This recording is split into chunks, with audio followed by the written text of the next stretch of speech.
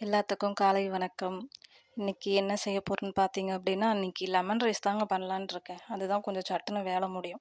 Lemon rice, அப்புறம் உருளைக்கிழங்கு பொரியல். பொரியல்னு சொல்கிறத விட உருளைக்கிழங்கு வறுவல். ஏன்னா வறுத்தா தான் பசங்க நல்லா சாப்பிடுவாங்க.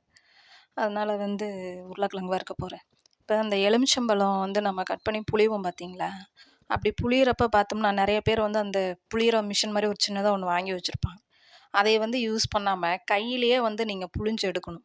கையிலேயே புழிஞ்சு எடுக்கிறன்றப்ப நம்மளுக்கு இந்த நகம் சொத்தலாம் அவ்வளோக்கா வரவே வராது. அதனால தான் சொல்றேன், கையிலேயே புழிஞ்சு எடுங்க. அப்புறம் எலுமிச்சம்பழம் கட் பண்ணுறப்போ ஒரு சின்ன டிப்ஸ் சொல்றேன்.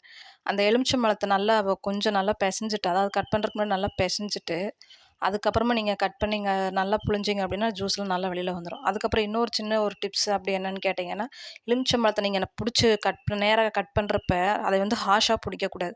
லைட்டா புடிச்சு கட் பண்ணீங்க அப்படின்னா, அதோட ஜூஸ் எல்லாம் வெளில வராது. நீங்க ஹார்ஷா புடிச்சீங்க அப்படின்னா, அதோட ஜூஸ் எல்லாம் வெளில வந்துரும். அதனால கட் பண்றப்ப கொஞ்சம் லைட்டா புடிச்சு கட் பண்ணீங்க அப்படின்னா நல்லாருக்கும். அப்புறம் இது பார்த்தீங்க அப்படின்னா, நம்ம எலுமிச்சம்பழத்தோட வேஸ்ட் பண்ணவே வேண்டாம். அத புழிஞ்சு முடிச்சுட்டு, ஒரு சின்ன கப்புல அந்த தோடைய எடுத்து வச்சு, நம்ம ஃப்ரிட்ஜ் சைடுல ஏதாவது ஒரு இடத்துல கொண்டு போய் வச்சுட்டோன்னு வச்சுக்கோங்களேன், அந்த ஃப்ரிட்ஜில பொதுவா ஒரு ஸ்மெல்லு வரும் பார்த்தீங்கன்னா, மூடியே வச்சதுனால ஒரு ஒரு இந்த வாசம் மாரி வரும். அதை கொண்டு நீங்க வச்சீங்க அப்படின்னா, அந்த வாசம் வராது. இப்ப சாப்பாடு ரெடி ஆயிருச்சு. உருளைக்கிழங்கு பொரியல் ரெடி ஆயிருச்சு. தம்பிக்கு டிஃபனுக்கு கட்டியாச்சு. இனி அவன கிளப்ப வேண்டியது தான் பாக்கி. பாப்பா வேற படிச்சுக்கிட்டு இருக்கா. அதுக்குள்ள அவன கொண்டு போய் விட்டுட்டு அதுக்கப்புறம் இனி பாத்திரம் கழுவணும், வீடு பெருக்கணும். அப்புறம் பார்த்தீங்க அப்படின்னா, பாப்பாவுக்கு வேற தலைய சீவி விடணும். அவ வேற படிச்சுட்டு இன்னைக்கு நேரத்திலேயே போகணும்னு சொன்னாளுங்களா, அதனால அவள வேற கொஞ்சம் டக்குன்னு தலைய சீவி விடணும்.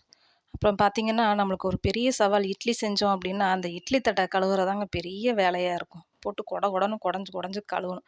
வேற வழியும் இல்ல. அத அப்படித்தான் கழுவியும் ஆகணும். சிம்பிளா கழுவுறக்கு எவ்வளோ யோசிச்சாலும் நம்மளுக்கு தோணவே தோணாது. அந்த இண்டு இடுக்குலலாம் போட்டு நல்லா தேய்ச்சு கழுவுனா தான் கொஞ்சம் நல்லாவும் இருக்கும் பார்த்துக்கோங்க. இன்னைக்கு காலையில எழுந்திரிச்சு நீ இதே பாலே குடிக்கல. நான் டீ குடிக்க மாட்டேன். டீ குடிச்சா எனக்கு இந்த லோ ப்ரெஷருக்கு சேராது. அதனால அது பால் தான் குடிப்பேன். பால் குடிக்கிறக்கு இன்னும் டைம் ஆகல பார்த்துக்கோங்க. அவளுக்கு வேற இன்னைக்கு நேரத்தில போகணுன்றதுனால என்ன போட்டு ப்ரெஷர் பண்ணிட்டே இருக்கா. சீக்கிரம், சீக்கிரம் அப்படின்ட்டு. பாத்திரத்த கழுவிட்டு இப்ப சிங்க கழுவிட்டுருக்கேன். அதுக்குள்ள பாப்பா ரெடி ஆயிட்டா. இனி அவள கொண்டு போய் நான் விட்டுட்டு வரணும் பார்த்துக்கோங்க. இன்னைக்கு என்னமோ எக்ஸாமா. அதனால நேரத்தில போணும் அப்படின்னு சொல்லிட்டா. அவள கொண்டு விட்டுட்டு, பால் ஹார்லிக்ஸ் கலந்து ஆத்தியாச்சு. அது எனக்குன்னு காலைல கிடைக்கிற அந்த 10 நிமிஷம் அப்படின்னா தாங்க. ஹாயா அப்படியே உட்காந்து பால் குடிச்சுட்டு, அதுக்கப்புறமா நான் குளிச்சுட்டு கிளம்பி போகணும். இந்த ஒரு 10 நிமிஷம் தான் எனக்கு கொஞ்சம் நிம்மதியா இருக்கும் பார்த்துக்கோங்க. அப்புறம் வீடியோ ஃபோன கையிலேயே வச்சுட்டு எடுக்கிறேங்கன்னா, அதனால கொஞ்சம் கொஞ்சம் ஷேக் ஆகும். கொஞ்சம் அட்ஜஸ்ட் பண்ணிக்கங்க. இனிமே தான் கொஞ்சம் கொஞ்சமா நான் கத்துக்கணும். அதே மாதிரி என் சேனலுக்கு கொஞ்சம் சப்ஸ்கிரைப் மட்டும் பண்ணி விடுங்க.